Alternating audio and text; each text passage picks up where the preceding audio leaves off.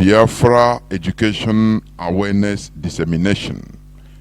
Therefore, without taking any much time, because you all know that we are in our month of Heroes and Heroines Remembrance. Our Heroes and Heroines Remembrance month, which we pick up on the 30th day of May. We remember people like Ikonso. We remember those that died that we may live. Therefore, that day in Biafra land on the 30th day of May, there will be total lockdown.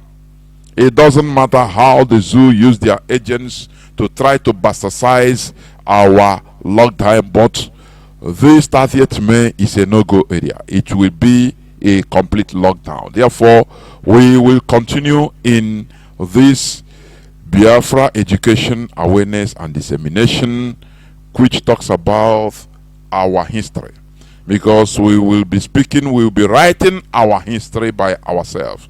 No more depending on our enemies or foreigners to write our history.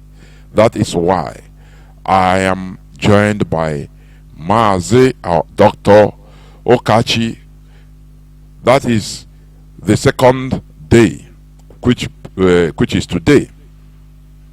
Because it goes on 14th, that is day before yesterday, 16th, 18th, until next week also. Therefore, without taking any much time, I will hand over the platform to Maazi Ukachi. Maazi, please take over the microphone. Welcome to the program. There we go. Thank you very much, Maazi Jonathan, and everyone listening. You're all welcome this evening for a second bead lecture. This time we're targeting the second military coup in Nigeria, which occurred on the 29th of July 1966. We talked last occasion 2 days ago, on the January 15th coup, which was a coup carried out by Nigerian nationalists who went to sort out what was happening in Nigeria at the time. And our issue now is, how was it labeled an evil coup, and the subsequent killing that went on afterwards. So my greetings to you all. It's under BEAD, Biafra Education Awareness Dissemination. As Jonathan said, we're here to share our history, and if we did not disseminate it, no one else would. So when you come to talk about our history, I'm going to highlight some of the essential issues within this period. If you imagine it from January until July, when the second coup occurred. So we're just going to put in some information between those two dates, and give you something which most people would not have heard of about the two coups that occurred.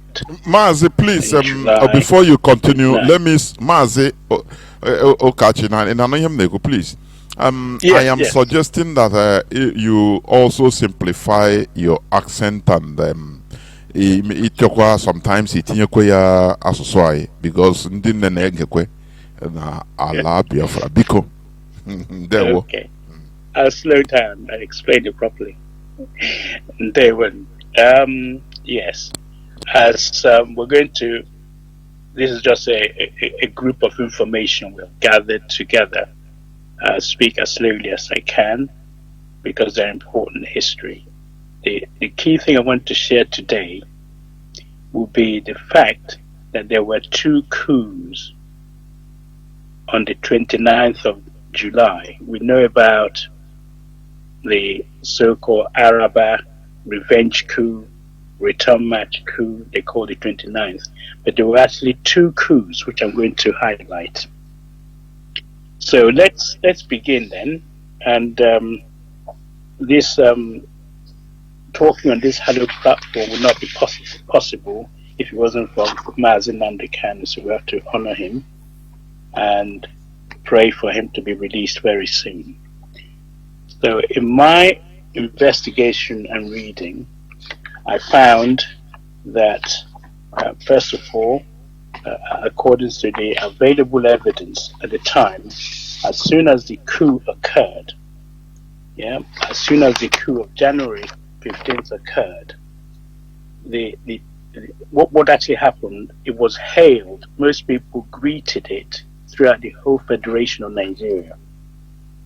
The disturbances, why? Because the disturbances in the western region and in the TV area of the north, that's mid-belt, which marked the last days of the First Republic, that's Belewa's government, came to an immediate halt. So the coup did something, it achieved an end to the wild, wild west, where people were pouring petrol, sometimes acid on each other.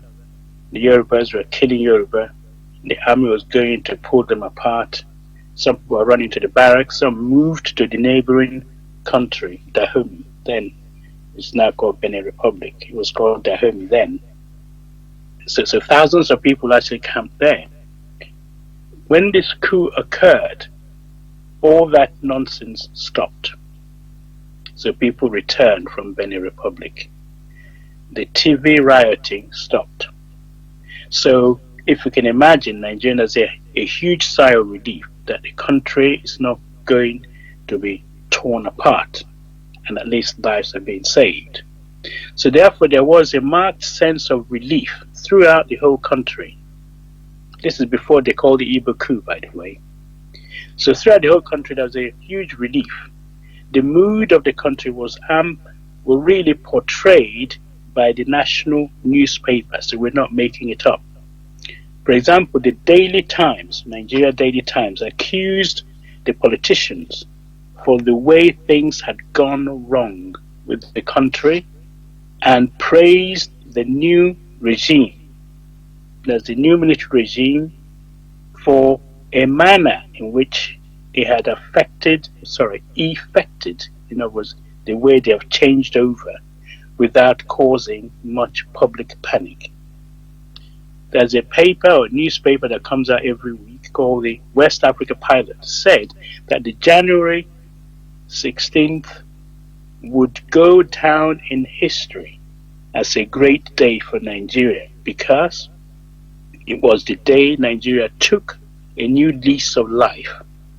Then there's another paper called the Nigerian Morning Post, which is the official organ of the Nigerian federal government. That newspaper said, after accusing the politicians of Nigeria of thinking they had a divine right to lord it over the ordinary people, this newspaper said, we of this newspaper join millions of fellow Nigerians, fellow countrymen, in welcoming the dawn of this era in the history of our country. And finally, the new Nigeria, because the newspaper, which is predominantly of the northern Nigeria, observed that regionalism and tribalism had been the major factors that have precipitated the present crises. If we have learned that much, then some good may come out of what had happened. However, there's only one newsagent that didn't agree with all these, and that there's no prize for guessing which one that would be. And it states here that the only discordant note, the voice that didn't agree, was that of a BBC in London. Within 48 hours, would you believe, of the army takeover, the BBC correspondent dubbed it, labeled it, the whole episode as an Igbo coup. So the BBC was the one that actually kicked this rumor, this label, this mud, that threw it into Nigerian arena and said this is an Igbo coup. Within 48 hours of this happening, even though the whole country was celebrating, jubilating, BBC wasn't happy. So I just want to make sure we all understand that. In addition to BBC saying this, there were also some what we call expatriate people who used to be, well, they are from, let's say, Britain, and they'd gone to Nigeria to live there. They were treated as kings. They had servants looking after them. So for them, it was like a haven for them to live in.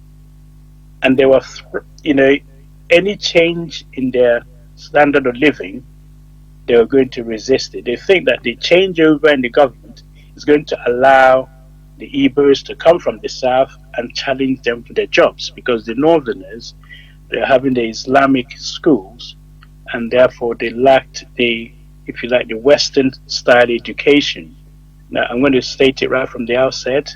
The Hausas, the Igbos, the Yorubas, everybody have the ability to learn. But what happened in Nigeria, they prevented them from doing the Western education because they didn't want Christianity to penetrate in those regions. So those who were privileged to go to school were emirs. I said last time that before independence, there were about 842 or so secondary schools in the south, and about 41, 42 in the north. So there's a discrepancy.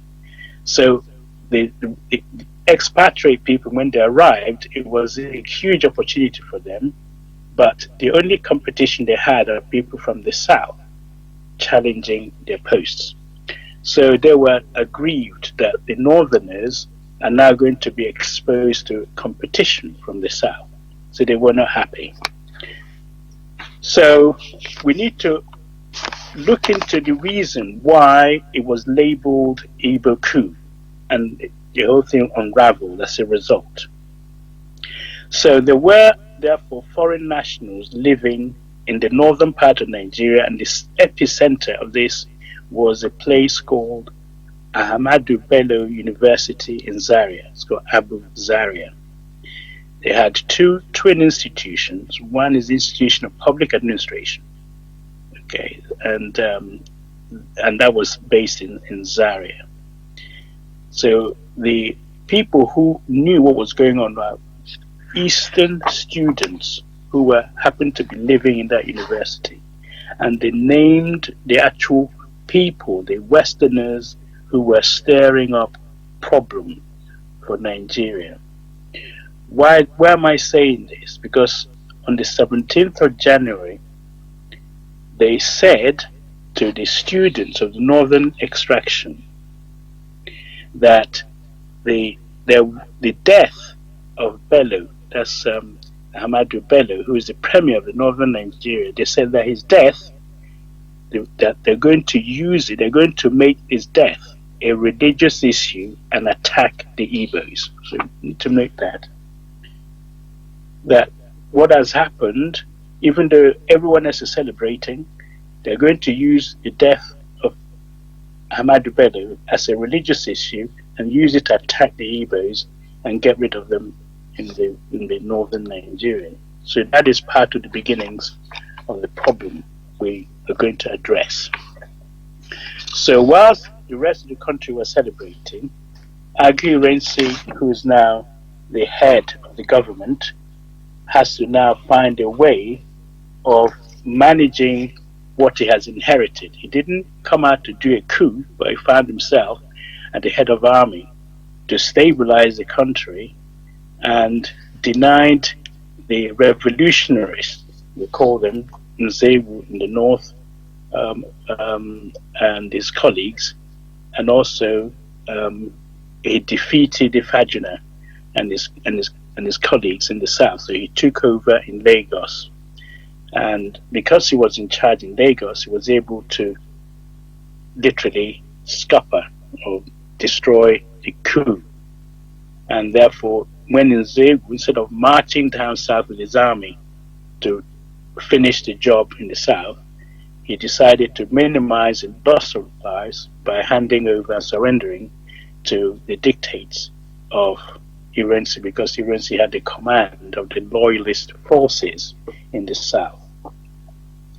So that is really the background I want to introduce our talk today, because whilst some people were celebrating, those in the north were not celebrating, because they need to now be radicalized, and the center of that radicalization was in Abu Zaria. They grabbed hold of their student population and started radicalizing them, saying to them, "Did you know what has happened to you?"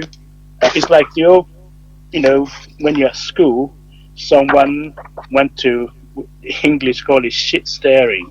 You're winding someone up to go and fight when there was no need for a fight. That's really what happened. So they did a good job in turning what was a revolution that everybody agreed was meant to, as the newspapers highlighted, was supposed to end all the suffering the lay people were having. So when challenged and said it was an Igbo coup, one of the people who were the coup plotters, called Ben Boulier, said that the truth of the matter, whether there's an Igbo coup or not, he said the truth of the matter, of course, was that the January coup was a coup of the progressive elements of the Nigerian armed forces. An intervention clearly necessitated by the breakdown of law and order in the country. I mentioned the Wild West and the TV riots and so on. He then went on to say it was therefore neither an Igbo affair, nor, for that matter, an affair of any other ethnic group connected with it. So one of the people who were involved in the coup, they categorically stated that this has nothing whatsoever to do with an Igbo coup.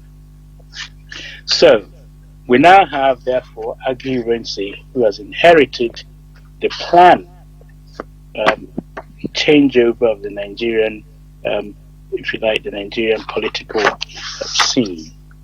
And he has to act as the head of state and try to work out how best to run the country. The problem now is, how do you pacify every group? But when Nzebu made his broadcast, said all the politicians are banned, no more politics, all the unions, everybody, you just have to listen to what the military has to say. They didn't relax. In other words, politicians asked to go away and let's just sort out this country first of all. So the politicians who went away in the south, they were being probed for all their actions. So they were lying low. In the north, they were, if you like, emboldened, because they're used to running the place. Nobody's keeping an eye on them. So the devil have worked for an idle hand. So they began to plot and plan how best to come back to power, as you can imagine. By labeling it therefore an Igbo coup, that gave them something to work on. And that is what I'm trying to explain to us as to why the whole thing turned sour. So whilst Agi Renzi was busy trying to organize the country, he didn't expect to be ruling, because he's a soldier, man and boy. Yeah, he started as a soldier. He joined the army when he was young, and he carried on up the ranks. He didn't go to university, just went to junior school and became a major general, very good at it. And he was able to represent Nigeria, United Nations in Congo. So he's done very well. He's not really one of those that say, I'm going to rule the country, because he was in military and was trained to respect and honor the law of the country. When the Queen visited Nigeria, he was one of those accompanying the Queen and so on. So he's not likely to rock the boat. In other words, more conservative than being a radical. So his intention was not to rule the country, but he found himself, obviously, in the thick of things as the most senior officer, who was supposed to have been killed, but he managed to prevent them from killing him, and also managed to rally around loyal troops and stop further killing, and therefore saved what was then the Nigerian country. However, we have a problem because, a quick summary then, the coup had wiped away the old order. The Saduana of Sokoto and the feudalist and aristocratic leaders of the north, they had emirs. Okay, so it was all centered around the Saduana of Sokoto. As an autocratic leader is now dead, and his subordinates, which actually the federal prime minister Fala Bedewa was also dead. Chief Akintola was also killed, and he had been accused of vote rigging in the West, not only in the federal election, but also when the Western region went and had the elections, he was accused of vote rigging, seen by many Yorubas as a traitor to his people. That's what they had internecine fighting. Chief Ukachi, who was the finance minister, was an epitome which portrayed the worst part of political power, an excessive show of luxury, greed, and corruption, and was also eliminated, as well as many others who displayed the excess of the First Republic. Now, when all this was going on, the 27th of January, the mood of the country remained such. There's a newspaper article, said Nigerian Morning Post. What they had at this heading was bribe, capital letter, bribe, question mark. Bribe, and then he went to say, he don't die. So bribe, don't die. And then they say, chop, chop, he no day. So, in other words, both bribery is dead and corruption is nowhere to be seen. So Nigeria was moving in a direction where the politicians ran it into ground, and they're now trying to repair things. So I keep repeating, it was very popular when we started off with the military coup. I know people have died, but to adjust to the situation, what adherents did started was on a high note. People respected the military because the old corrupt regime was gone. What did he do? He promised then to consult with the people on the country's future style of government. And he resolved to dismantle his military regime as soon as possible. He appointed military governors in the form of Eastern region, Northern region. He promoted Major Castina to Lieutenant Colonel Castina to look after Northern region. In the Midwest, you have David Ejo, Lieutenant Colonel Ejo, and Faji in the Western region. These are the people who were under his militarity. They were his junior, but they were governors of those regions. And the rest of the Supreme Military Council were other people from the high ranking. So within the SMC, Supreme Military Council, there were about 3 members were Igbo, and there are about 8 of them which are not. So it was later accused of Igbos running the country and dominating everything. But if they looked at the composition of the Council of Leaders, you find there's very few Igbo people there. Now, so his regime was initially well received, and the idea is to keep the politicians at bay. He also looked at the ways of running the country, because being military, they're used to giving an order and everybody agreed with it. So one of the things he may have done wrong in some people's eyes is that he wanted to unify the country, which each time he tried to unify the country, they kill the Igbos. Every time he tried to unify the country, to kill the Igbos. So I don't think he learned from that lesson. He wanted to unify the whole country with one command as a supreme commander. So he went for the unitary structure.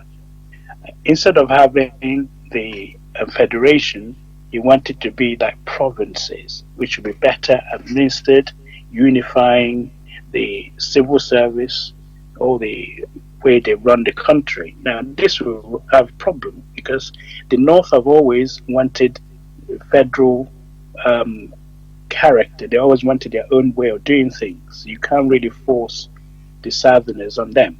So that would be an issue. So I don't think he fully appreciated. So he was going for a unitary program to make Nigeria one big united country. He ran into trouble.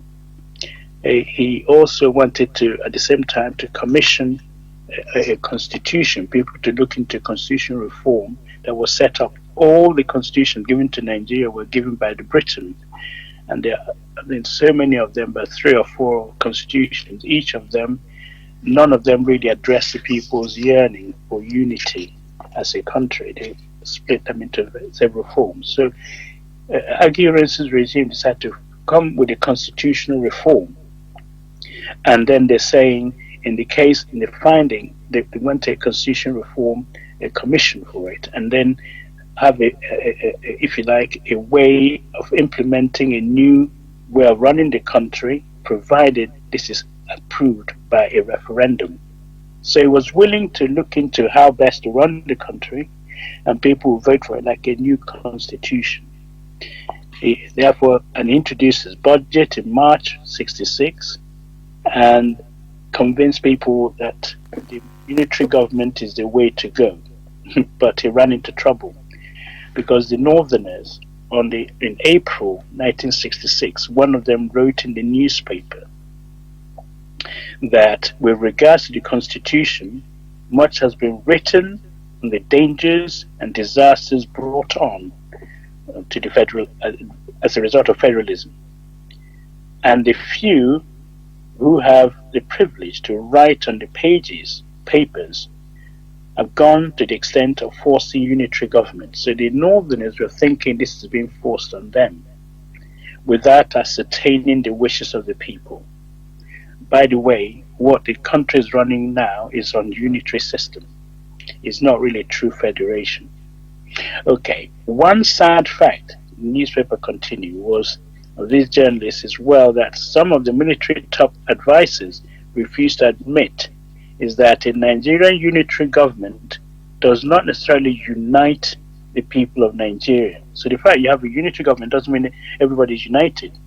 And he says, I say bluntly that nothing short of federation is good for Nigeria. Clearly, from the northern perspective, they want it to be a federation and not a unitary. Remember, when our people go up to the north, they're asked them to stay in Sabongari. They're not really mixing in the northern part of Nigeria. They stay in Sabongari. They're not really mixing. They're one country. They're seen as foreigners. They're called Nyame because when they got there, because of the thirst, they say, give me water, Nyame Mili, Nyame Mili. So Nyame becomes Nyamili. And that's a derogatory term they used. But these people had the qualification which the British sought in the first place to help them run trains, telephones, and all sorts of things in what they call the modernity. And as they were doing this, they were receiving salaries. So they were able to set up schools, churches, and businesses. As they were receiving salaries, they were looked down upon or envied by the indigents, the locals, who find them, the sociologists call it privileged pariah. They are privileged because they got jobs, they got salaries, they have cars and fridges and all the modern amenities. But they are resented in their locality because the people there are not as educated and not getting the right jobs and so on. So they are privileged pariahs. So the point I'm making, they've gone up there and they're trying to develop the place, and the last thing after the coup that was required by the Northerners to open the door for more people from the south to come up to their country, their own part of the country, and take up what they call their jobs. After all, they instituted a policy almost like apartheid. If you remember, Ahmadu Bello said if there's a job in the north, he will get an expatriate to fill that post. If there's no expatriate, then you get another Nigerian but it wouldn't be an Igbo, and so on. So his idea about the Igbo was really that they were taking all their jobs and their posts. So they coined this phrase, North is for Northerners, and Nigeria is for us all. So the idea then of unifying the whole country, which Iran's regime was bringing, was something they pushed against. That's really the point I'm making. Nevertheless, for unknown reason, or without rather consultation, Iran's went ahead on May 24th, 1966, to institute, if you like, the unification decree. He made a broadcast on May 24th to the nation, to the whole country, introducing his famous Decree 34. So, and to make the matter worse, he declared that the former regions are now abolished. Imagine what that sounds to the Northerners. You've abolished the Northern region, my goodness. And the Nigerian grouped into territories or provinces. The Nigeria ceases then to be as a federation, but became a republic. They wanted to become simply the Republic of Nigeria, not the Federation of Nigeria. So the North feeling threatened, they felt threatened by this potentially, if you like, the further southern and especially Igbo incursion into their sovereignty. It's feeling of being swamped, by the way. The population then was around 22 million in the north, 22 to 29. And Igbo population, we realized the majority of them that escaped the pogrom was about 1.8 million. So if you imagine about 1.5 swamping 22 million is really, and they're all living in Sabongari, so they have nothing really to fear about Igbo people flooding into their place. But it's just a feeling whenever you have an immigrant population doing good, you want to stop them pouring in, as it were. So now, he attempted to therefore placate the North. Okay, he decided best introduced to go on a tour to explain to them why, from the military viewpoint, a unifying command is what has been brought up, and that's what he wants to use to run the country, not the civil servants in the north doing their own thing, those in the east doing their own thing, the west doing their own thing, midwest and so on. He wants to all unite. So when they say, this is what we want for education, everybody goes there. This is what we want for health, everybody goes there. The Nigeria has not been run like that before, because there are those in the north who are not willing to do what everybody else does. So it was a sudden change for them, which they were not prepared to embark on. So that is really the background. So Aguirre decided the best way to get around this is to go on a tour to explain it to the leaders of thought in all these places. So he went on a tour to the northern cities, and these people have already started plotting and planning how to get rid of him because he's not listening to them. They want federation, they want the north to remain north and separate, but he wants them to be one big country. So there's some plotting going on, which I will talk a little bit in a minute. And they were saying to themselves, this guy's not listening to us, but don't kill him in the northern soil. Wait till he goes somewhere else. So that is why they wait until he went to Ibadan, and that is where the assassination, the coup of 29 July occurred, which we're now going to address. So that's the background to what we're talking about. The second coup was orchestrated by those in the north. And how did they go about it? Remember, the BBC has said it's now beginning to look at an Igbo coup. So they use that as a clue, if you like, as a cue rather, to begin to manipulate the information. It doesn't matter what Irancy does. It's an Igbo coup. It's an Igbo conspiracy to take over and rule the country.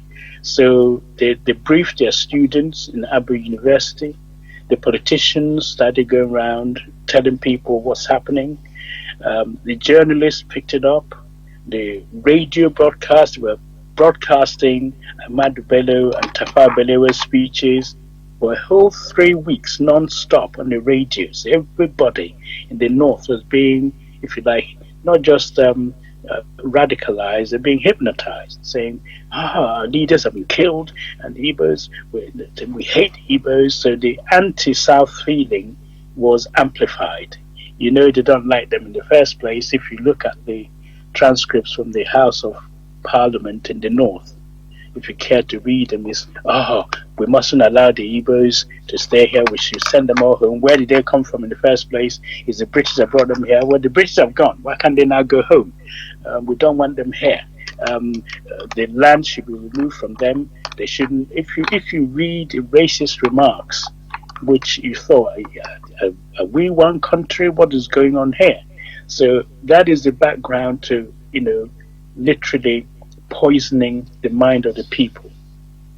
So while Aguirre and his team were trying to unify the country, those in the north are busy using all the available propaganda to turn the minds of the people, who initially celebrated the takeover by the military because of the corruption that was going on. So the newspapers, which in Hausa, like Kaskiya Tafi Pambo, I can't say it because it's Hausa language. There's a newspaper in Hausa which was obviously writing all this up. They had the television, they had Kaduna radio, the journalists were writing, the politicians, and they were having meetings, serials of meetings in place in Nasarawa Club, which people from the south weren't allowed in, so they were making plans there. So the accusations which they had of the Aguirre's government was that, you see, those people who killed our leaders, those people who killed our leaders, they in fact they've got promotion whilst they're being detained. Hey, what does that one come from? When you looked into the one they're accused of being promoted, there's someone called D.C. Okafor and D.O. Okafor. One of them was involved in the coup, and the one they promoted was not involved in the coup, but they thought the person who they promoted was one of the coup makers. Then they talked about, you see, they're still receiving their salary. For goodness sakes, are they on trial? Are you punishing them? Or why are they being paid their salary? Well, the law says you should pay them their salary until they're found guilty. You see, you can tell when you're using propaganda, you can really turn the mind of people and not looking at the facts. All the people want to hear is that, they're being paid. They're receiving their salary, even though they killed their leaders. There's a section in there was a section in the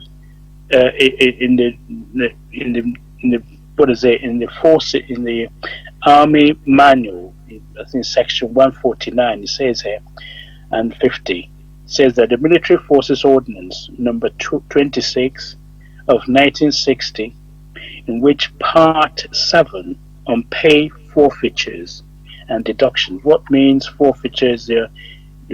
The law says you're going to lose your pay or you're going to have a deduction. It states that pay should continue before a verdict. Now, if people that did the coup, you say they are guilty, you don't want them to receive their pay. The law says they should carry on receiving their pay until we have a verdict that you find them guilty. But the propaganda was overdrive and saying they're being paid. So that should stop. It's not fair. They killed our leaders and they're still paying them. When are you going to punish them? Well, Aguirre instituted, if you like, he instituted an investigation. I mentioned last talk about the guys, G-U-Y, if you like, people he instituted. I call them the Northern Guys. G stands for Gowon, U stands for Usman, and Y stands for Y is one of their Yusuf. So these are prominent security officers who were asked to look in to why the coup occurred. And if they find it's an evil coup, well, we have to address it. They searched and searched and searched. Over 200 officers were interviewed. 3 months it took them. They didn't find an ounce that it was an evil coup. But the propaganda is still saying it's an evil coup, but they haven't got the evidence. When they reported, they said, no, we can't punish these people because we're waiting for, there's going to be a white paper.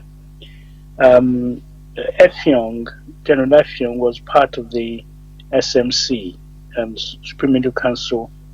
In one of the meetings, he said it was pointed out that the National Security Council looked into this particular thing, they call it the white paper, was to be published soon, and it was inadvisable, to take a precipitant, to rush in and make a decision about what to do with these, what they call national heroes. They're revolutionaries. They wanted Nigeria to be united. They got rid of the corrupt politicians. So what do we do with them? Well, we want a white paper before we accuse them, before we charge them. So before government explanation to the form of white paper. So they were waiting for this to be published. So the National Security Council met to consider security and propose a white paper. So, but the general public in the North, they were not waiting because they've already found them guilty, and they want action straight away. And I have to remind you that everyone who was involved in that coup, some of them were in prison, some in places called in Midwest. The Nigerian soldiers drove all the way to that prison after the coup of July. They drove into the prison, freed up the people who were locked up, killed the Igbo and the southern part members, and took their own members, the northern people who participated in the coup, took them with them home, but killed their counterparts. So basically, they were wanting these people to have, if you like, extrajudicial killing. They want them killed for killing their leaders. They didn't want them to be tried. So that's what was happening. Even some of them that survived the war, like Onwatuegu, they lured him into a place after the war and killed him. So every single one who was participating in the coup somehow were killed. So the point I'm making is that whilst Aguirre was struggling to run a country which he didn't want to be thrust into the limelight, but he wanted it to be stabilized and law and order restored, then the politicians will come back after we have a constitution and restructure the country in such a way that it will work for everybody. So you stop killing civilians and the people will vote properly and so on and so forth. A lot was done. He went out of his way, and part of the demands of the mutineers, if you like, the Zegu revolution, was to release Awolowo. So it was Aguirre who set in motion the release of Awolowo. But if you asked an average Yoruba person, say, "Oh, Gawan released Awolowo," so no, he didn't, because Gawan and Ojukwu had arguments about who should be ruling or running the country. Ojukwu didn't take orders from Gawan. So if Awolowo was in Calabar prison, they would not have released Awolowo to Gawan, because Gawan didn't have any authority over Ojukwu, because they tried to kill Ojukwu and failed. We'll come to this. So Aguirre has done a lot to stabilize the country, but lo and behold, there was a plotting going on to get rid of him. This time it was by northern Nigerian troops. These northern Nigerian troops, the name of the plan for their coup is Operation Aure. A-U-R-E. That is a Hausa name, a Hausa word for marriage. Operation Aure was what they call the counter coup for against the January 66. They had a deliberate, slow, systematic planning of this coup.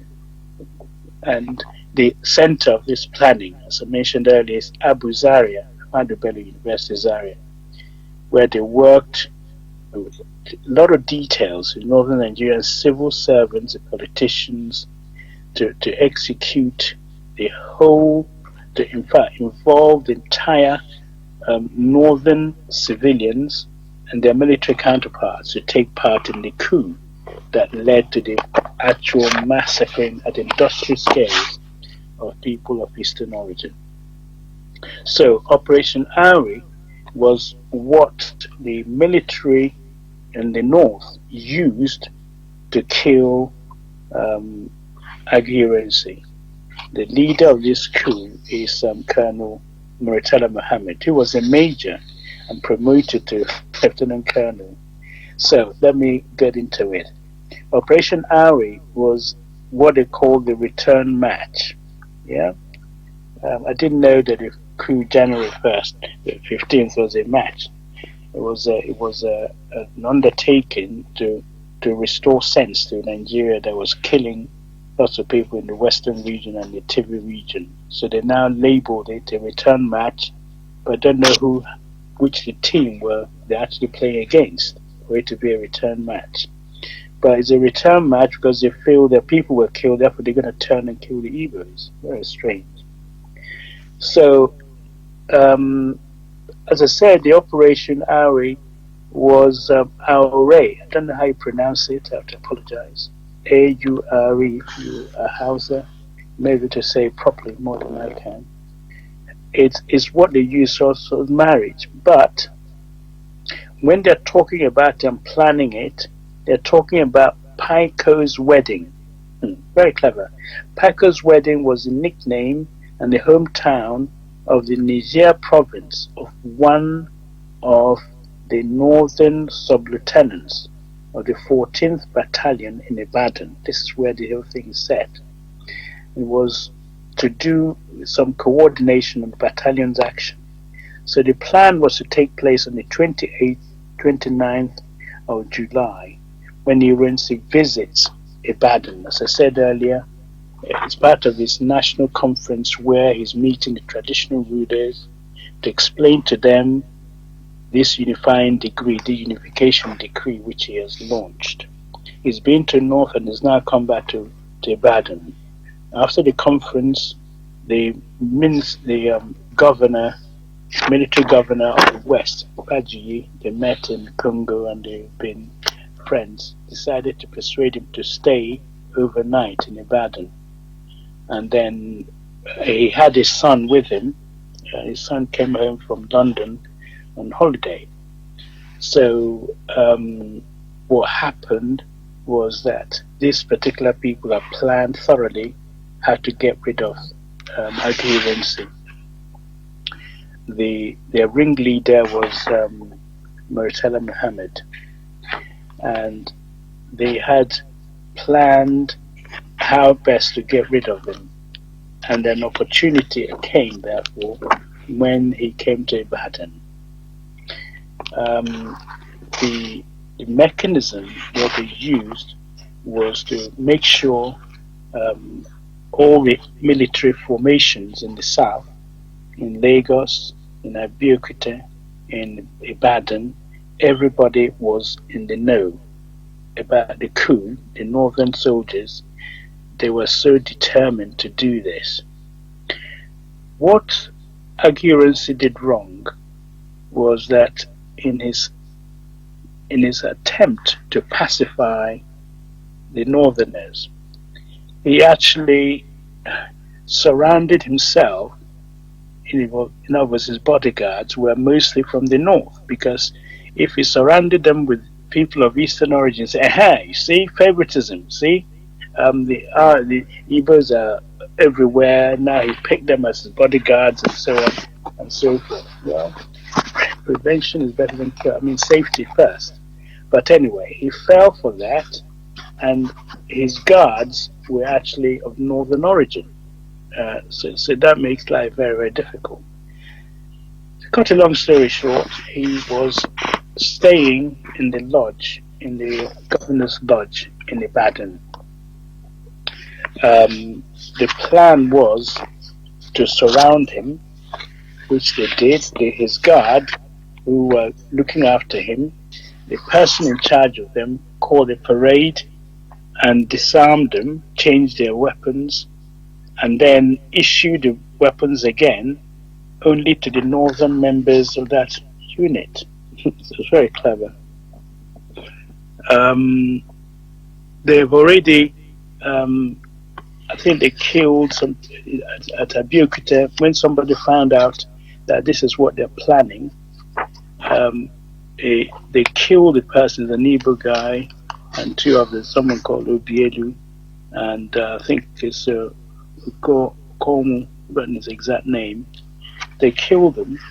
Obielu was one of those who was supposed to be involved in the January coup, but he changed his mind at the last minute, and he was one of the ones they killed, regardless, even though he didn't participate in the coup. So anyway, the news went round. They phoned their colleagues in Lagos. The Lagos told the that because Murtala Muhammad was in charge of the whole thing, they were planned to do that day, and they would think they may have been compromised. So they were waiting for the order he gave them to go ahead. So T.Y. Danjuma was the one who was supposed to be guarding Aghirensi. But there's an issue here. Aghirensi and his tour should have been accompanied by Gowon, but Gowon didn't follow him. If it's not Gowon, it should be somebody else next to Gowon rank, like Anwuna. Again, Anwuna didn't go, but the younger one, T.Y. Danjuma, was the one they sent. T.Y. Danjuma was the part of the presidential guard. So he went to Ibadan, and they've decided that day they're going to kill the commanding officer. So they surrounded him, haven't disarmed everybody around there, and only given the weapons to the northern people. So, and they didn't want to, they had a gun, an anti-tank gun. The issue here was when Sadwana Sokoto was attacked, his gate was well armed, well protected with alarm and so on. Nzegu and his team used an anti-tank to break in. So they also had an anti-tank weapon to shoot and blow up the house where Aghirensi was staying. They chose to wait for him to come out, because when he comes out, then they can grab him rather than blow up the house. How can I describe it? So the person who was asked to go and see what's happening outside, because they were getting suspicious, was I think it's Lieutenant Colonel Njoko. Njoko came out, and as soon as he saw them, there was an exchange of rifle. They shot him. He escaped and limped to Ibadan teaching hospital, and where they followed him, and after a short brief of treatment, he managed to escape. It was said that one of Aghirensi's guard, who is a Hausa person, came out to investigate what was going on. He was asked to sit on the corner, take his shoes off, and wait, hands up, and so on. So you can see what's happening. The head of state was now being isolated. He's got Fajiyu with him, and each time they send somebody, that person doesn't come back. So they knew something was happening. So Aghirensi hid his son inside the wardrobe or some place in the house, and told him what to do, how to get back to Lagos in case he doesn't make it. So T.Y. Danjuma, after waiting, as he entered the lodge, he heard a phone call. Apparently he had a phone call, and that phone call was from Lagos, where Gowon was. And Gowon answered, said, "What is going on?" He said, told him they're about to, storm the place. And Gowon told him, according to the instruction, that for good. So go and ask him. No, Tiwa Danjuma said they've surrounded the place and they're going to arrest the head of state. So go on saying, "Can you do it?" And I said, "Yes, he will." And so he said, "For God's sake, no more bloodshed." So according to go on, he doesn't want any more bloodshed. But this is just what people are saying. It's difficult to know the veracity, what that meant, whether it means so don't kill him or whatever. So Tiwa Danjuma then went inside with a group of northern soldiers into the lodge, and he had a hand grenade in his hand and pulled a pin. So if you shoot him, everybody there will be blown up. So he was willing to die if his attempted coup failed.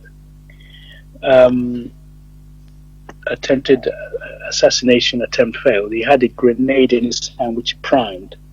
So the people around the Igurensi inside, they pulled a gun, but the military that was following Tiwa Danjuma had a lot more soldiers who had the automatic, semi-automatic rifles with them, so they couldn't really shoot their way out. So Tiwa Danjuma then asked Igurensi, why he hasn't, how come he was involved in the coup that killed all these Bello. So Igurensi said to him, he doesn't know what he's talking about. He was not involved. Then he said, no, you are. And why haven't you arrested? Why haven't you tried those people who are involved? Same way, they had an exchange of discussion. So Tiwa Danjuma pulled out his epaulets, pulled out his clothing, and so on, and they arrested both Faji, who was doing the Yoruba thing. If you're going to get somebody as my guest, they have to take me first. So Faji is actually a very brave soldier. He's one of the first Nigerian to receive commendation when he went to the Congo. So he received an award for his bravery in Congo. So he stood by his commanding officer, his head of state, and so they took both of them and drove them off in the Land Rover, where they tortured them, bouncing them on the Land Rover as they were driving, and then got them into the bush and shot both of them. And while they were shooting them and interrogating them further, some of their guards escaped. So the issue now was nobody knew what happened to them. So they said the head of state is missing, and we now have a vacuum. So who's going to be the next head of state? They've killed Igurensi, and the next in line, rank-wise, is Babatunde, Brigadier Gundipe. So Gundipe is Yoruba. He's the next in line, but the issue with the Yoruba forces in the army is that there weren't enough of them. Apparently 800 or so Yoruba troops in the whole of Nigerian army, compared to 10,000 soldiers, majority of which, the infantry level, 70% were from the north. The officers were Easterners, all right, but majority of the officers were Eastern, about 60%, but 70% of the military force, the infantry, were from the north, although majority of them came from the Midwest, that's Gowon's territory. Now, we don't have any head of state. Ogundipe, Yoruba guy, cannot step into the shoe because when he gave them an order, they just ignored him. They weren't going to listen to anybody in the south. It's going to only be from the north. Gowon, they picked, happens to be, at least I'm told, about 5 to 6 senior officers above him. But they picked him because they got the gun. So he became the de facto leader. Now, so what is the problem here? The problem is Ojukwu phoned them when they heard that the coup was going on, because I forgot to mention that whilst they killed Igurensi, they triggered the plan for the coup. So every single military formation, you signed a bugler, Ravali or whatever the military call it, like a trumpet. Everybody comes out for a parade. As you all lined up, they got the guns, and if you're Igbo, they pull you out and loaded you in a car somewhere, in the van, and they go and kill you. So all the Igbos in all the military formations were really vulnerable. Those who escaped are those who were on shore leave or outside the compound, because they call a parade, a mustard parade. Everyone comes out, and then if you're Igbo, they grabbed you and killed you. So that's how they killed most of the Igbo officers, literally decapitating the whole of the, if you like, the military of Igbo officers. They ethnically cleansed the Nigerian army for anyone from the south. They spared the Yoruba people, but they killed the Igbos. So we have an issue. We have an army now, a military, where people from one particular ethnic group were being massacred at will. And the commanding officer be killed. But when this situation was about to be replicated in the east, where Ojukwu was, they heard, Ogunewi, I think his name is, heard there was a coup going on. So he quickly locked up the armory and disarmed the soldiers, who were most of them were northern origin. He disarmed the army and locked up the rifles in the armory. He locked it up. Ojukwu was taken to the police headquarters, where they had some guard to make sure he was safe. So Ojukwu did not fall as a result of this coup, because it was a nationwide thing. The interesting thing, in the eastern region, then they only had one unit, the 1st Battalion in Enugu. But it appears that the other formations, the Nigerian military, were all outside. They were all outside the eastern region. And in Lagos, you had one in the north. In Lagos, you had, in Western region, you had 4th Battalion in Ibadan.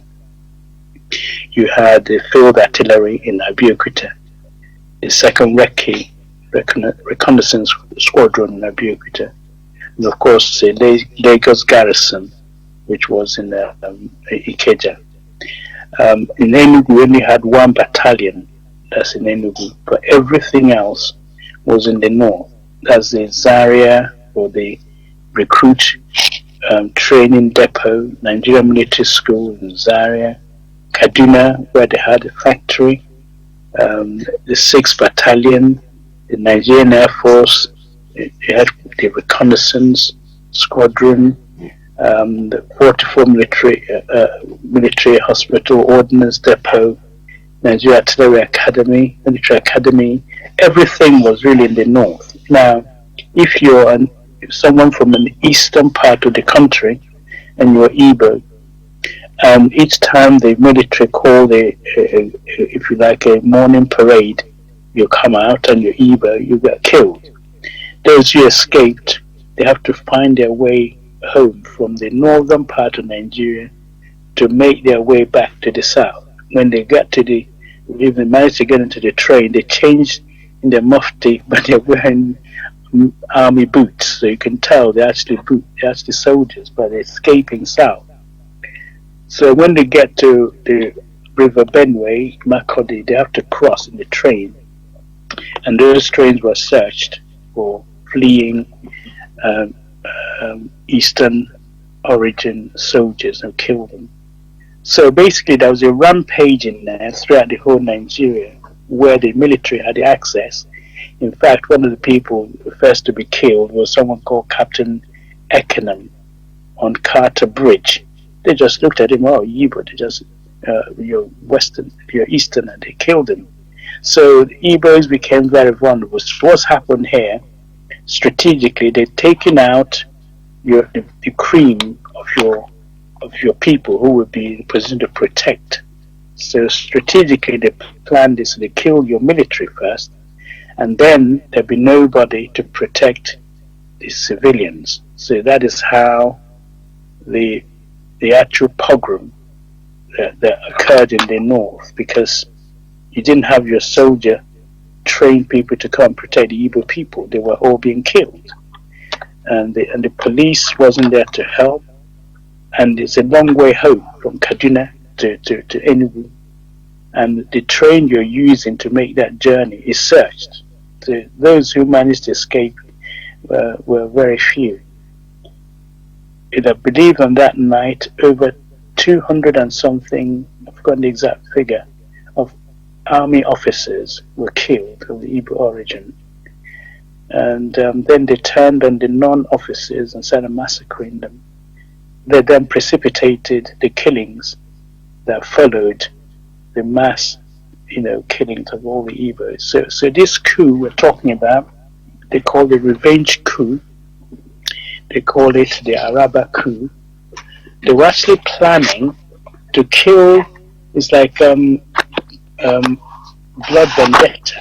They're trying to kill people, and then part of their plan is to separate, to go away from Nigeria. So that's why it's not just the Araba. Araba means separation. So the two things I want to talk about is that who then became the head of state. Go on. And what was the purpose of this coup? Not only to kill Aguiyi, kill Ojukwu, kill all the army officers as a revenge. They were then going to pull out of Nigeria and have a northern, if you like, have their own country, northern Nigeria. They were seceding. And we knew this because on the 29th of July until the 1st, Nigeria didn't have any government. So we're finding who was going to be the government of Nigeria. Nobody knew who it was going to be, because there was a debate as to who would be the new head of state. Murtala Muhammad could have been the head of state, Adamu could have been the head of state, but they found that Gowon, being, if you like, from the Middle Belt, and Middle Belt had the majority of the soldiers, was the only one they're going to listen to, and nobody from the south. So Gowon ended up being chosen as the head of state, but it took several days before he can come and make a broadcast. Remember, the rioting was for Araba, separation. So Gowon was being pushed, declare secession, declare breakup, so they were really hounding him to make that decision. So, because, as I said, part of the reason why they did the coup, so that the north could be freed from the rest of Nigeria. Now, it's not only therefore revenge for what they call the Igbo coup, okay, which in effect was an all-party coup, all ethnic group coup, but the labeled Igbo coup. And so that's one, the revenge for their leaders. And the second reason, the real reason, was secession of the north. They want to break away from Nigeria. Now, so because the evidence showed that as soon as this coup occurred, Lieutenant Colonel Gowon set up a base at Ikeja barracks in Lagos. And there was a flag flying in front of the main gate. This flag was left there for a whole 18 days, and it's not the green, white and green flag. This flag had lateral red, yellow, black, green and khaki stripes. It was the flag of the Republic of Northern Nigeria. He flew at that gate of Ikeja for 18 days. For 3 days, what they did was to make the hijacked or commandeered buses. The military commandeer means You have a bus going, just wave and put a pointed gun and the person jumps out, you take it. That's commandeering. They commandeered buses, lorries, cars, trains, even planes to take everyone who is from the northern origin in the western region. They transport them to move their family, all the soldiers' families from the north, move them back to the hometown. So they were literally pulling away from Nigeria. So now I'm going to tell you finally about the second coup. So why didn't they pull out of Nigeria? Okay. Who formed Nigeria? The British. Yeah. I hope you guys are awake still. If the British formed Nigeria, they're not going to just fold their arms for you to break Nigeria up. So this is the real, I don't know how to explain it. This is the second coup of the January, of July 29th. I call it the second coup. Why am I calling it the second coup? Because the British stepped in. You want to break up Nigeria, do you? Okay, all right, okay. So Gowon was having a chat with the British High Commissioner. His name is Sir Francis Cumming Bruce. It was said that by high authority that they spent at least 6 hours in private session talking to Gowon. Yeah, on the morning of the 1st of August. Gowon then reported back to his fellow Northerners. There were back and forth exchanges. Now, let me share with you what actually happened. And the question here is pen mightier than the sword? The question is an English phrase. The pen is mightier than the sword. So, Q, the British High Commissioner, Cumming Bruce. Cumming Bruce appealed so Gowon was having a chat with him, and according to the conversation, I'm told, Gowon said he's only a simple soldier. He doesn't have any experience in affairs of the state, let alone taking on a huge country like Nigeria.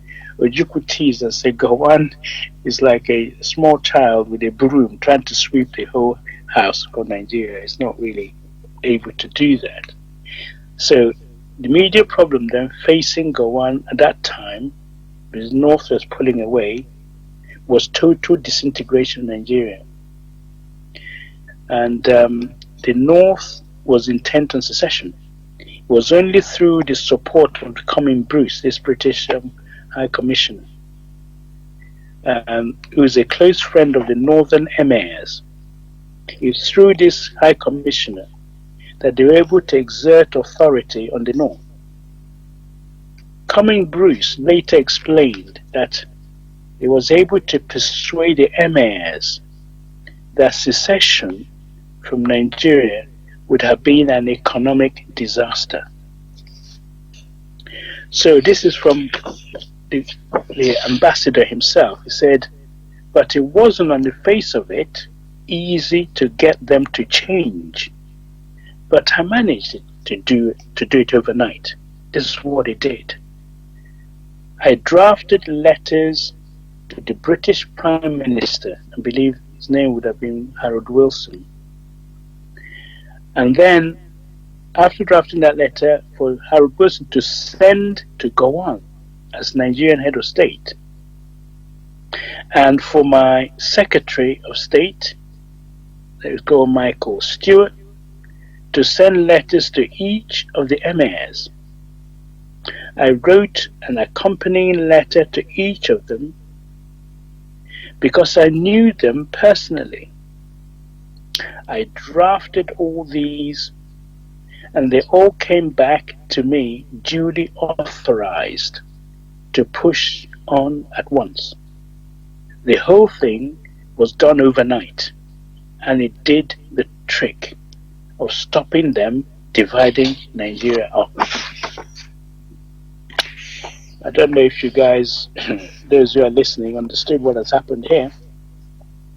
That Britain, about 3,000 or so miles away, intervened preventing the Northerners from seceding by just writing letters to the emirs. Why? Because they played polo together. So it could be a polo coup. But it's very serious. Britain had not formulated a policy in view of the event of the second coup. The British haven't a clue. What on earth? How did this happen? And that the British representative, he said, as the British representative, I should decide on policy as I see fit. Now, what Britain does is they look at the man on the scene. Tell us what you think we should do. And that's what hurt Biafrans anyway, because someone called Hunt, who was the High Commissioner during the war, was the man on the scene, and they listened to everything he said, and not really listening to someone from Enugu, who was a British representative, telling them what was happening to Biafrans is unbelievable. But Hunt has already made up his mind he wants one Nigeria. So they look at the person who's on the scene, who they will listen and follow, regardless of what they see outside. So they love to look at the person on the scene who give them an advice of what they think is appropriate. That's how they train their people. So anyway, so this ambassador saw to it what he deemed to be fit for this situation, being the man on the spot. He says, hence my action with the emirs. I have particularly cordial relations with the emirs because we all share the love of polo. I told you it's a polo coup. Polo, by the way, is where you use a horse and you chase a round ball and you hit it with a stick, and they love it. It's the sport of the aristocrats. And so that's the polo. They love the polo, and of course, because of what we met, because of that, they meet socially, and his position also meant that we met on more formal occasions. So they've been inviting him to polo matches and so on. However, I have been totally unaware of an impending coup. They didn't tell him. My security people had heard of no rumors to unseat the Irancy regime. However, my relationship with Irancy had been somewhat distant. I always felt that he didn't entirely trust me, perhaps because of my personal relationship with the mayors and the sultans in the north. So that was probably the reason the second coup caught me by surprise. So why I have to read this so that we all understand that lurking in the background was the British and their embassy. They heard there was a coup. The country doesn't have any leader. So he composed letters back home to his prime minister. His prime minister and the secretary of state then wrote letters to the emirs, and he backed it up, and they all knew each other, and everybody said that, look, if you secede, okay, economically, you're going to be in big trouble. Okay? Economically, you're not viable. And that is why Lugard, well, we're all in this Lugardian cage. Lugard joined North and South Nigeria because the South provided the means of running the North. And that is even before the oil was discovered. No, I didn't quite mean that. Oil has been discovered around 1908. They kept it to themselves. And then in 1958, they say, oh, we got oil in the mercantile quantity, meaning enough to sell. But what they didn't tell us during the war was that there's more oil than they let on that they discovered. And they were using Biafran oil as a strategic reserve because there's an Israel Arab war which sealed the Suez Canal. The Arabs revolted and said, we're not going to sell the West any more oil. So the Biafran oil was really the driving force that made Britain, go against their natural instinct, their natural sense of fairness, which the Igbos loved, and turned against us because they've got to get this oil, this sulfur-free oil, which is driving the whole thing. So before I drift away from our topic today, I've told you why Ironsi didn't succeed. Those in the north didn't want a change in government. In spite of what has happened, they celebrated at the outset. But then, using the power of propaganda, if you keep telling lies over and over and over again, people begin to believe it. It worked in Nazi Germany. It worked in anywhere you use propaganda. That is why our media need to be very, very careful with educating our people, telling them the facts and so on, so they can make up their own mind. So the use of media to call, if you like, an all-party, all-ethnic coup in Nigeria, the first coup in January, and you turned it into an Igbo coup and used it to massacre the Igbos, it takes some doing. It really takes some clever editing, clever propaganda. They used newspaper, they used radio, constant playing of the voices of Ahmadu Bello. See, they killed our leader constantly, so much so that every single northerner came to hate the Igbo with passion, so that they only stopped killing us when there was no more Igbo person left in the north. That's how serious this is. So I'm going to stop there for now, because there's a serious issue about what happened to Nigeria when the January coup struck. They thought they were going to rescue the country, but the Northerners had their own agenda, and they felt very hurt. And someone told them it was an Igbo coup, and they changed their mind, and then they turned on the Igbo. So now in the military, you don't have any more Igbo left in it because you killed them, and they can't come back into the military. So how on earth are you going to have a country where you don't have people from other tribes? So they were actually killing all the Igbos so that they can break away and go their separate way. What kind of nonsense is that?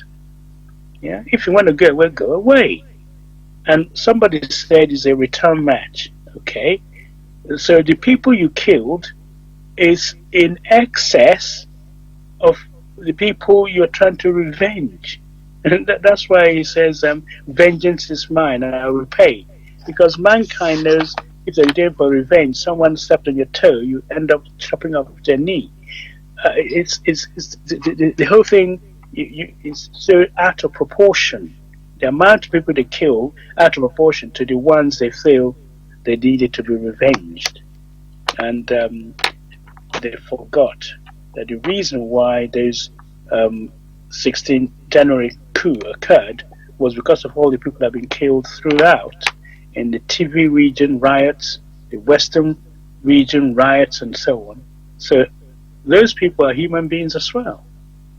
Okay, so I'm going to stop there. So Mazi Jonathan, because the story can go on all night, but I thank you all for listening. But I propose that next talk on this history session will be about the pogrom, having killed all the soldiers of Eastern origin, and very few of them left in the army. They now have what has been labeled as an uninhibited killing of the Igbos in the north, the eastern region, uninhibited. There's nobody there now to prevent them. They had a dry run in May when they killed people after the Decree 34 came out. Aguirre was the head of state then. He sent the troops to stop them killing people. But when Gowon took over, he didn't do anything to stop people being killed.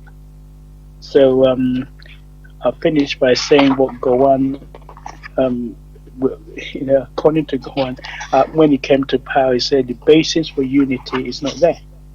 Why would he say such a thing? Because they are planning to pull away in the first place. and then they have to rewrite, if you like, they have to rewrite what he was meant to say.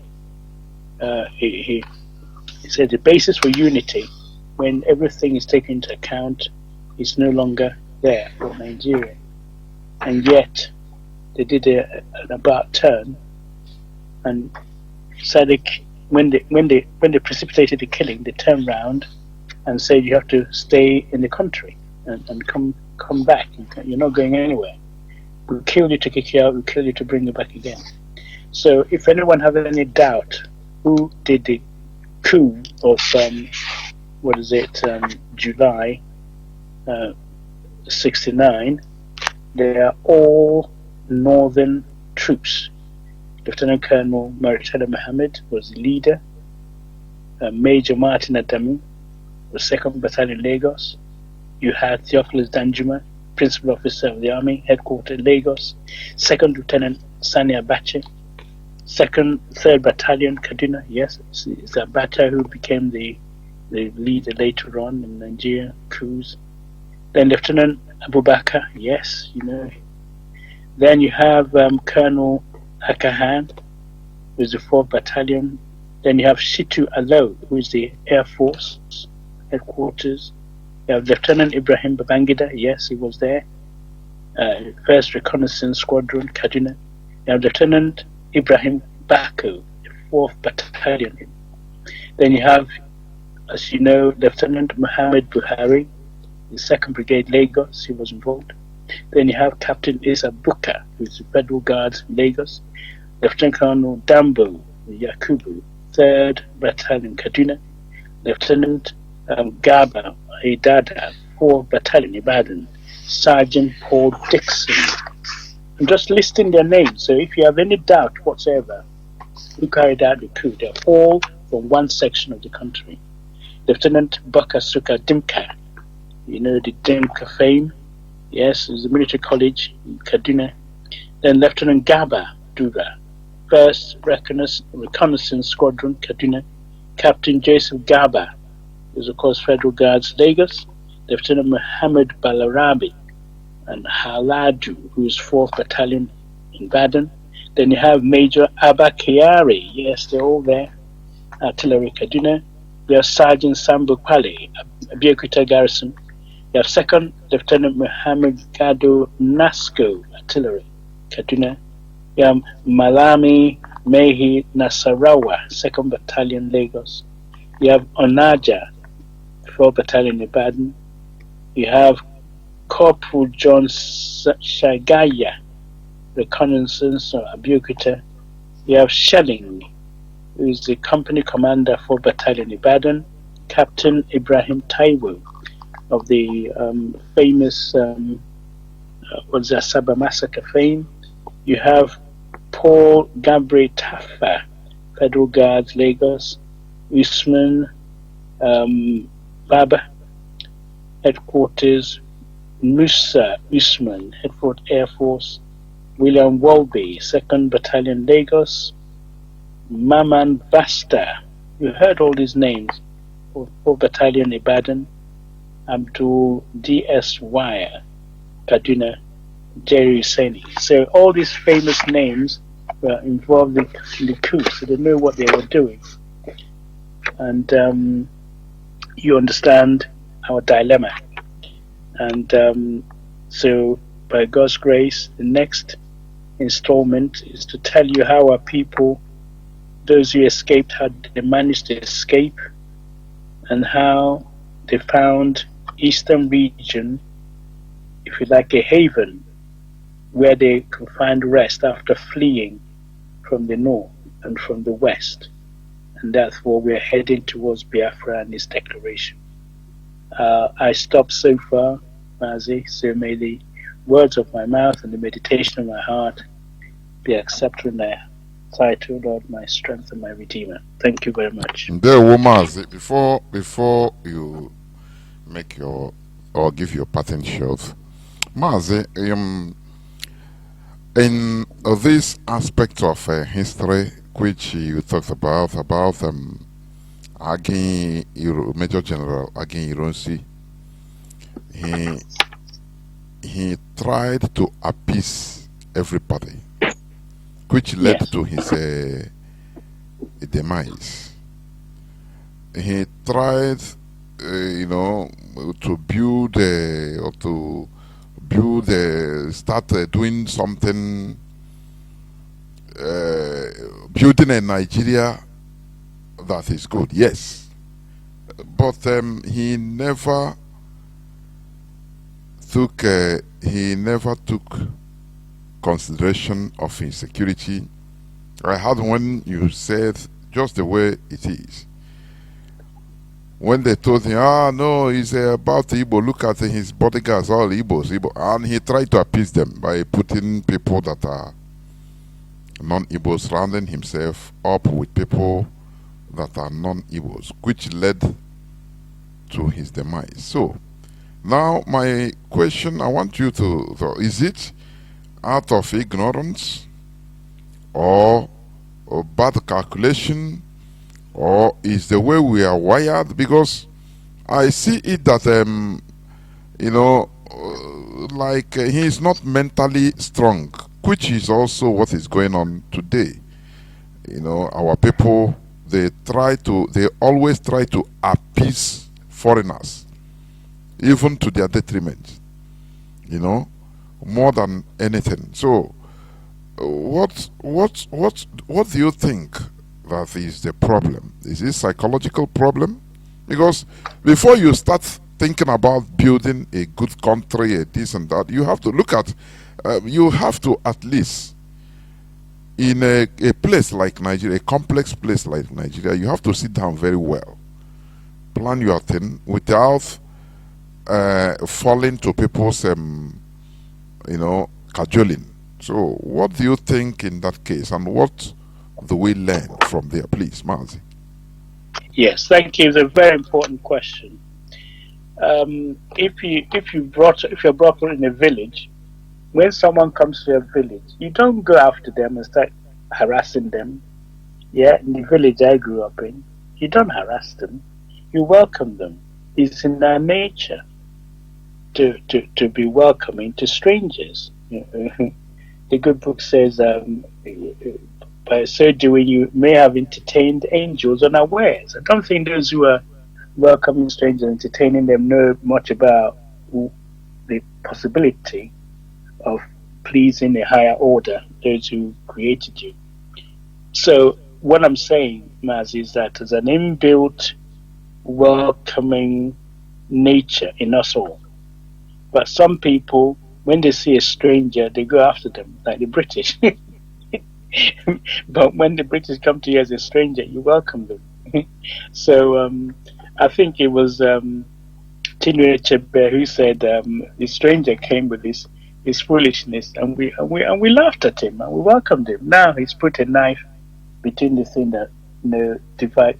Put a knife to thing that unites us. That is in our nature, in other words. So, but in the military setup, to be fair to Aghirensi, yeah, in the military setup, there's something called the esprit de corps, where the people you train with, there's a chain of command. When that attitude saved his life in the first coup. He just came out and he saw the troops about to arrest him, or he just shouted at them, "Get out of the way!" Because he's that strong, yeah? And they give order and the people obey it. That is in the military. Now, what he didn't want to be caught out with, because he's constant, he's conscious of the fact, they might say, it's an Igbo coup, and they would have heard about it. So people were promoted, and Lieutenant Colonel Gowan, yeah? Gowan just arrived the day of the coup, and he saved his life. They were going to kill Gowan, but he helped to save his life and made him, chief of staff in the army. Okay, so therefore, but when it was Gowan's turn to return the favor, when he realized that the Aghirensi was surrounded, and Tiwa Danjuma was told, "Yeah, can you do it? Can you arrest him?" "Yes, I will arrest him. I can do it." He could have told him, "Stand down, leave the man alone." don't touch him, don't harm him.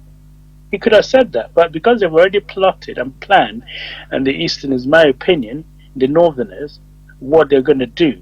So he was in on the coup. So the hospitality thing is very, very in us, but in the military setup, you have to be very cautious. Okay, you have to be very, very cautious because people could be planning and plotting against you without you knowing. And he's playing the I am a detribalized and therefore I can be fair to everybody. So I don't think it's because he doesn't want to be accused. It's just in his nature to be fair to everybody because of the way he was brought up.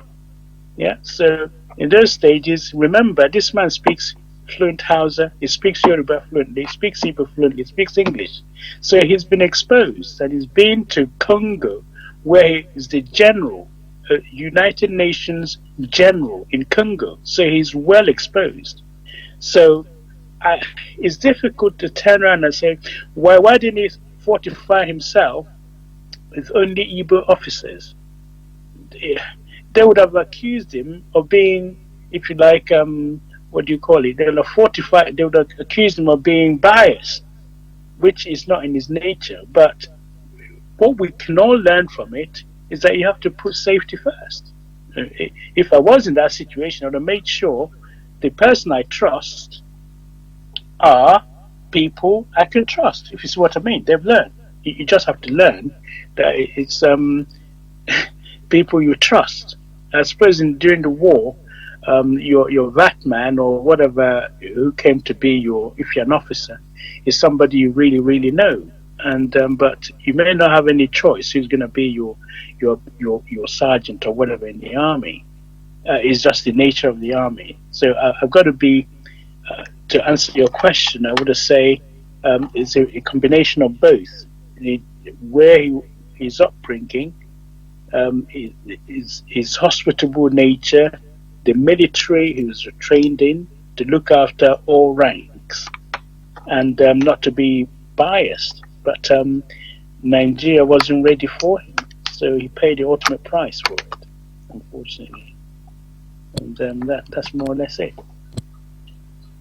There, woman,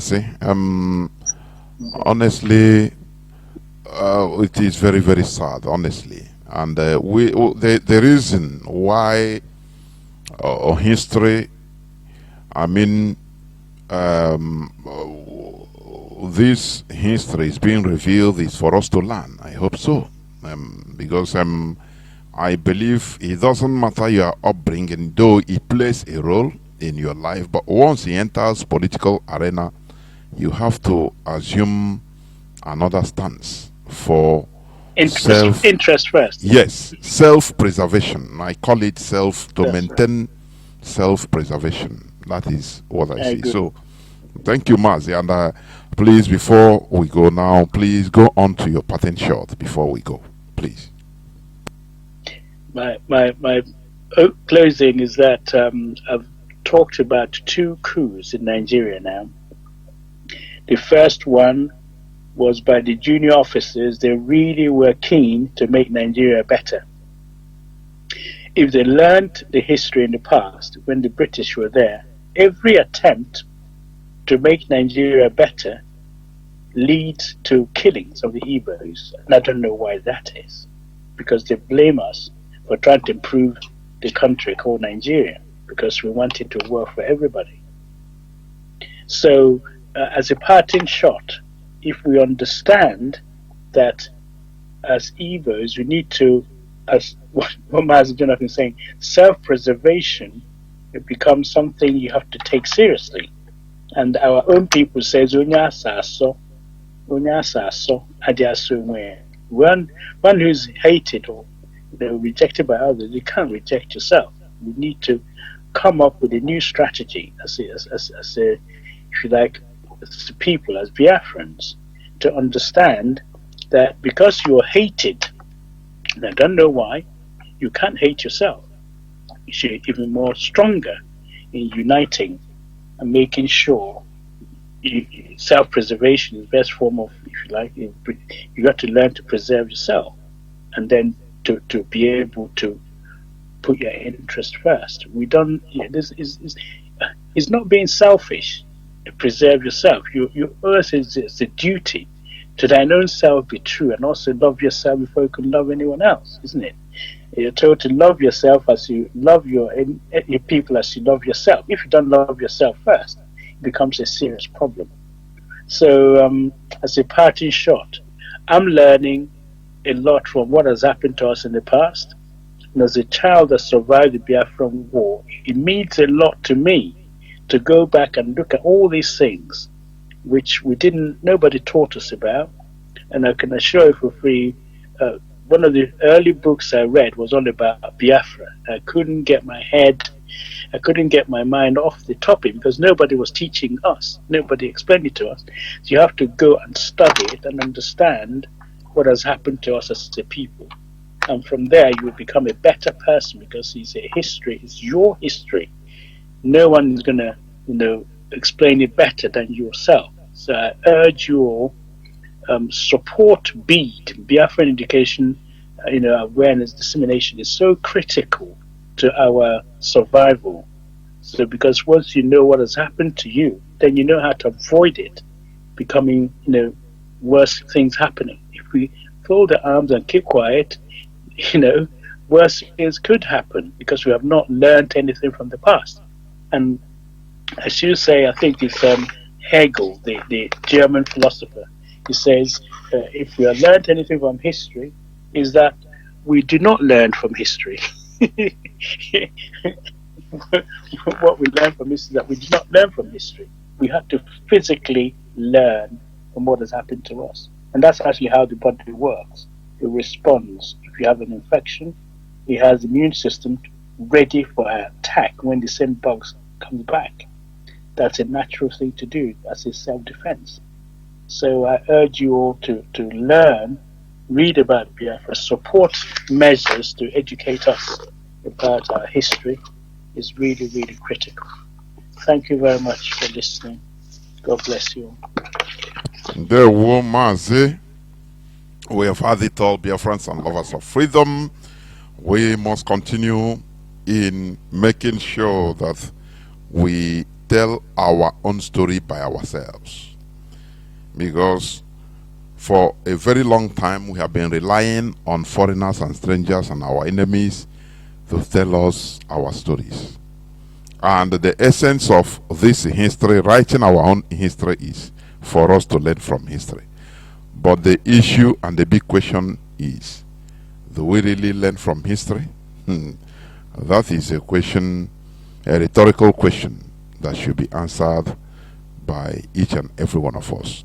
Remember, we are on our Biafra Heroes and Heroines Remembrance Month, of which 30th May will be the peak, and there will be a total lockdown in Biafra land for us to remember those that died that we may live.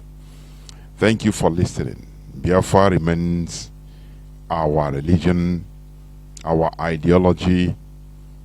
Therefore, we must continue. Our goal is the restoration of Biafra, and we must continue having this experience of what happened to us. From me, Mazi Jonathan Chinedu, from here together with Dr. Lois Ukachi, it is simply good evening.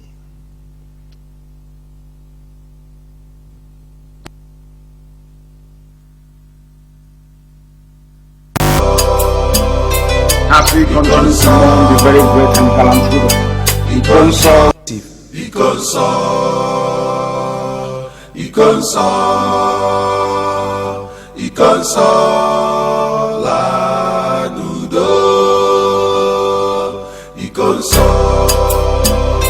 as we continue to mourn the very great and gallant hero, which means the chalice of God, the Holy Grail himself.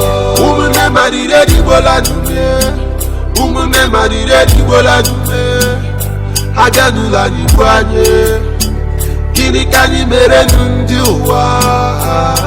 Ikonsa, Biafran warrior, Ikonsa.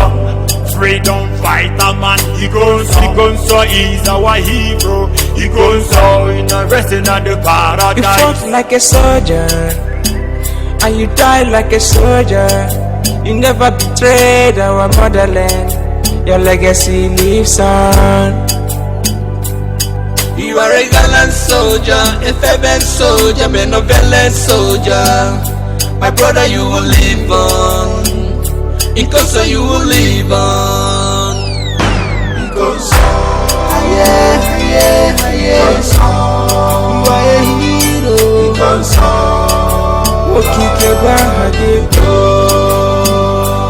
never did it like you. Because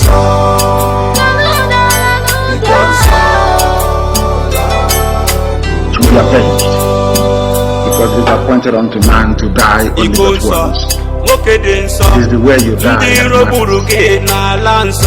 It is the way you exit the stage of man. The sudden death is unbearable. I feel the pain from my inner